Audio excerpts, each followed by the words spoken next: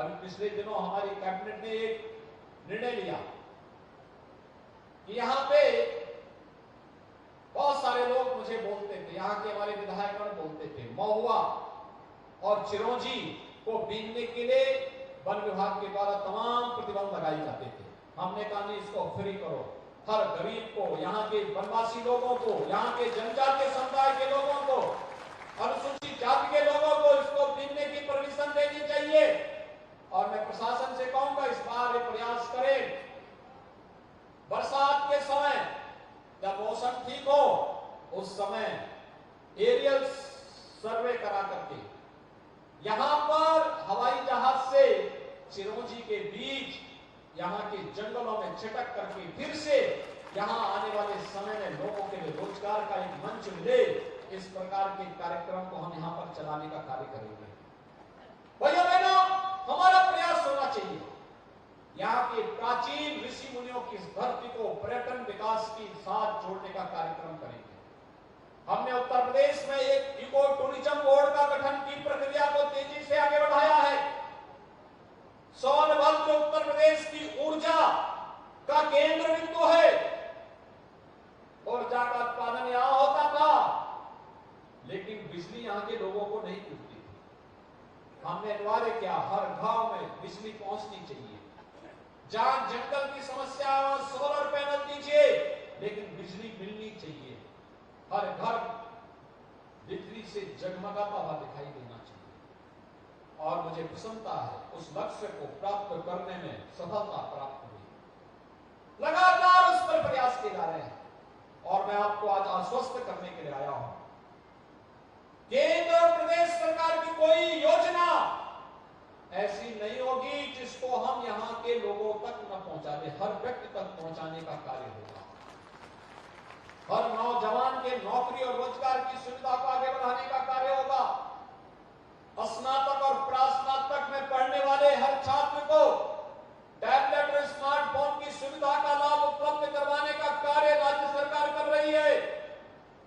सरकार उसे ईमानदारी के साथ तकनीकी रूप से सक्षम बनाने के लिए पूरी प्रतिबद्धता के साथ कार्य करेगी, लेकिन साथ साथ पर्यटन विकास के कार्यक्रमों को आगे बढ़ाना, जैसे ऊर्जा का एक केंद्र सोनभद्र बना है, ऐसे ही इको टूरिज्म का भी एक बड़ा केंद्र सोनभद्र बने, इसके लिए सरकार अपने स्तर पर प्रयास कर रही है। यहाँ के एयरपोर्ट के विकास को गति देने का कार्य हो रहा है। अभी पिछले दिनों हमारी कैबिनेट ने एक निर्णय लिया कि यहाँ पे बहुत सारे लोग मुझे बोलते थे, यहाँ के हमारे विधायकगण बोलते थे, महुआ और चिरौंजी को बीनने के लिए वन विभाग के द्वारा तमाम प्रतिबंध लगाए जाते थे।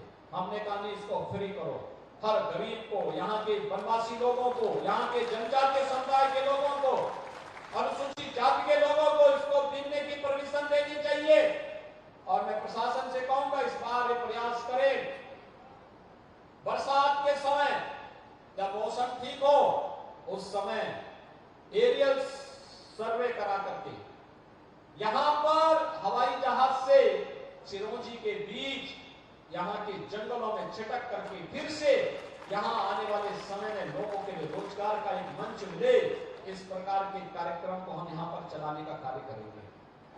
भैया बहनों, हमारा प्रयास होना चाहिए यहाँ के प्राचीन ऋषि मुनियों की इस धरती को पर्यटन विकास के साथ जोड़ने का कार्यक्रम करेंगे। हमने उत्तर प्रदेश में एक इको टूरिज्म बोर्ड का गठन की प्रक्रिया को तेजी से आगे बढ़ाया है। सोनभद्र उत्तर प्रदेश की ऊर्जा का केंद्र बिंदु है। ऊर्जा का उत्पादन यहां होता था, लेकिन बिजली यहां के लोगों को नहीं मिलती थी। हमने अनिवार्य किया, हर गांव में बिजली पहुंचनी चाहिए। जहां जंगल की समस्या है वहां सोलर पैनल दीजिए, लेकिन बिजली मिलनी चाहिए। हर घर बिजली से जगमगाता हुआ दिखाई देना चाहिए। और मुझे प्रसन्नता है उस लक्ष्य को प्राप्त करने में सफलता प्राप्त हुई। लगातार उस पर प्रयास किए जा रहे हैं और मैं आपको आज आश्वस्त करने के लिए आया हूं, केंद्र और प्रदेश सरकार की कोई योजना ऐसी नहीं होगी जिसको हम यहाँ के लोगों तक न पहुंचा दे। हर व्यक्ति तक पहुंचाने का कार्य होगा। हर नौजवान के नौकरी और रोजगार की सुविधा को आगे बढ़ाने का कार्य होगा। स्नातक और प्रास्नातक में पढ़ने वाले हर छात्र को टैबलेट और स्मार्टफोन की सुविधा का लाभ उपलब्ध करवाने का कार्य राज्य सरकार कर रही है। सरकार उसे ईमानदारी के साथ तकनीकी रूप से सक्षम बनाने के लिए पूरी प्रतिबद्धता के साथ कार्य करेगी। लेकिन साथ साथ पर्यटन विकास के कार्यक्रमों को आगे बढ़ाना, जैसे ऊर्जा का एक केंद्र सोनभद्र बना है, ऐसे ही इको टूरिज्म का भी एक बड़ा केंद्र सोनभद्र बने, इसके लिए सरकार अपने स्तर पर प्रयास कर रही है। यहाँ के एयरपोर्ट के विकास को गति देने का कार्य हो रहा है। यहाँ के जनजातीय समुदाय के पूर्वजों ने प्रभु श्री राम के वनवास कालखंड में उनकी मदद के लिए पलक पावड़े बिछाए होंगे। और आज आप देख रहे होंगे, कांग्रेस ने, सपा ने, बसपा ने भगवान राम को टेंट के नीचे रहने के लिए मजबूर किया था। आज मोदी जी के नेतृत्व में डबल इंजन की सरकार है, तो 2024 में भगवान राम अपने स्वयं के मंदिर में विराजमान होने वाले हैं। अयोध्या में भगवान राम का भव्य मंदिर का निर्माण कार्य चल रहा है, और भव्य मंदिर निर्माण के साथ भगवान जब अपने मंदिर में विराजमान होंगे तो उनका आशीर्वाद उतनी तेजी के साथ हमें प्राप्त होगा।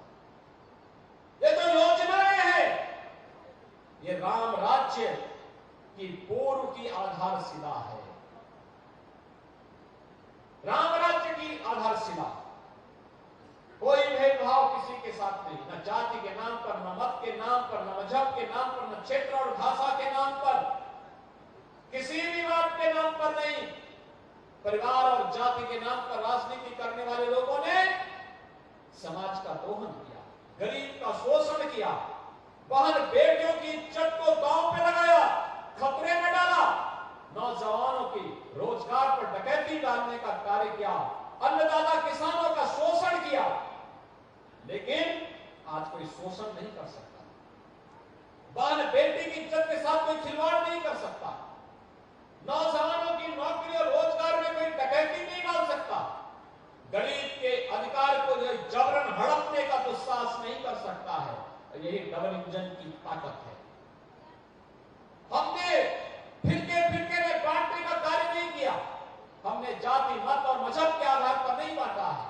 हमारे लिए तो परिवारवाद नहीं, जातिवाद नहीं, हमारे लिए उत्तर प्रदेश की 25 करोड़ जनता ही परिवार है, और हमारे लिए तो ये जनता ही जनार्दन के रूप में है। लोकतंत्र में इसकी सेवा करके हम लोग लोकतंत्र को पुष्ट करने वाले लोग हैं, उसको मजबूती प्रदान करने वाले लोग हैं। और इसीलिए आज मैं सोनभद्र में विशेष रूप से आया हूं। यहाँ के हमारे जनजातीय भाइयों बहनों के लिए, गरीबों के लिए, कमजोर तबके के लोगों के लिए, अनुसूचित जाति, अति पिछड़ी जाति के लोगों के लिए आवास एक सपना था। 92,000 से अधिक गरीबों को ग्रामीण क्षेत्र में और लगभग 9,000 आवास शहरी क्षेत्र में, यानी 1,01,000 से अधिक गरीबों को प्रधानमंत्री आवास योजना, मुख्यमंत्री आवास योजना से यहां लाभान्वित करने का कार्य भी हुआ। भाइयों बहनों, उन लोगों के आवास बने हैं। 4 लाख से अधिक लोगों को हर घर में शौचालय की सुविधा और किसान सम्मान निधि की योजना के साथ भी जोड़ा गया है। कोई सोचता था यहाँ के जनजातीय लोगों के पास, गरीबों के पास भी अपना रसोई गैस का कनेक्शन होगा, लेकिन आज ये हकीकत बन चुकी है। आयुष्मान भारत का कार्ड होगा, आज ये हकीकत बन चुकी है। और यहां पर भी फ्री में राशन की सुविधा का लाभ प्राप्त होगा। आज भाइयों बहनों, यह भी एक हकीकत बन चुकी है।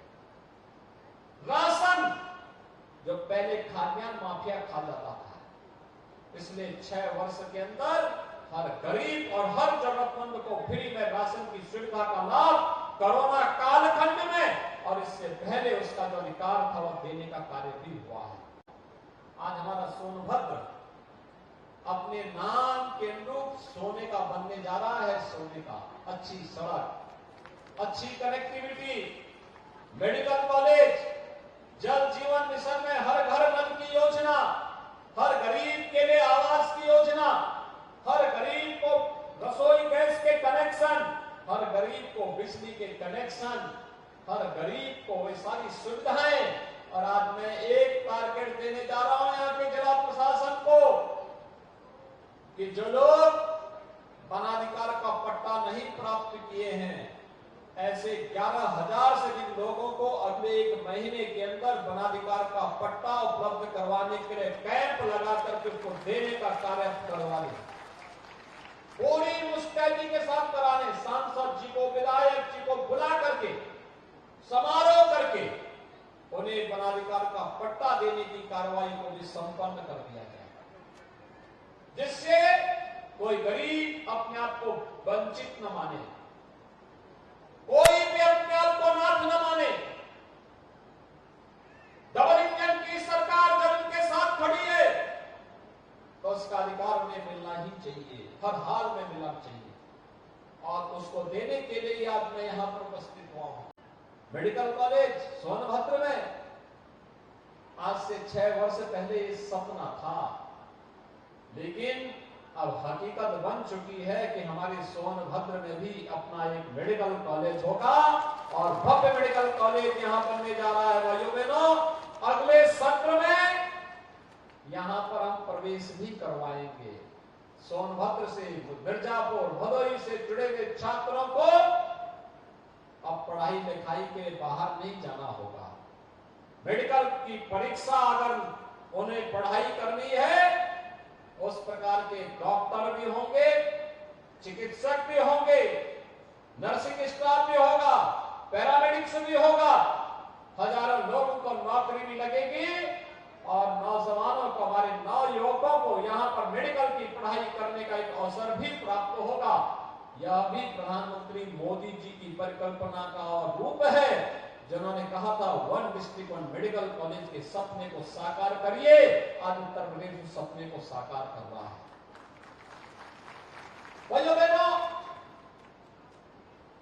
स्वास्थ्य की बेहतर सुविधा यहां लोगों को मिलेगी।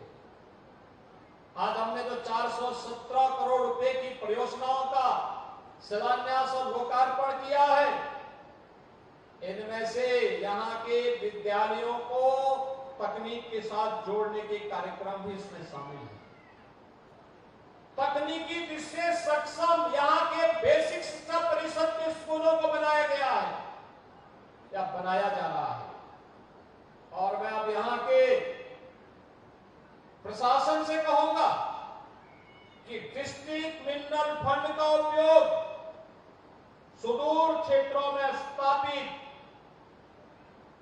जो प्राथमिक स्वास्थ्य केंद्र हैं, उन सभी प्राथमिक स्वास्थ्य केंद्रों के साथ साथ यहां पर जितने उद्योग लगे हैं, उनके CSR मद के पैसे का उपयोग भी यहां पर हेल्थ एटीएम लगाने के लिए करें, और हेल्थ एटीएम को जिला चिकित्सालय के साथ या KGMU और RML के साथ या FPPGI के साथ या BHU के साथ जोड़ करके सुदूर क्षेत्रों में रहने वाले हमारे जो वनवासी भाई बहन हैं,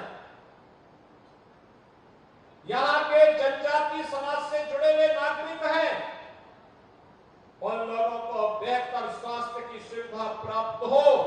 अब एक पुख्ता व्यवस्था टेक्नोलॉजी के माध्यम से बेहतरीन स्वास्थ्य की सुविधा वहां पर उपलब्ध कराने की दिशा में हमको कदम बढ़ाने पड़ेंगे।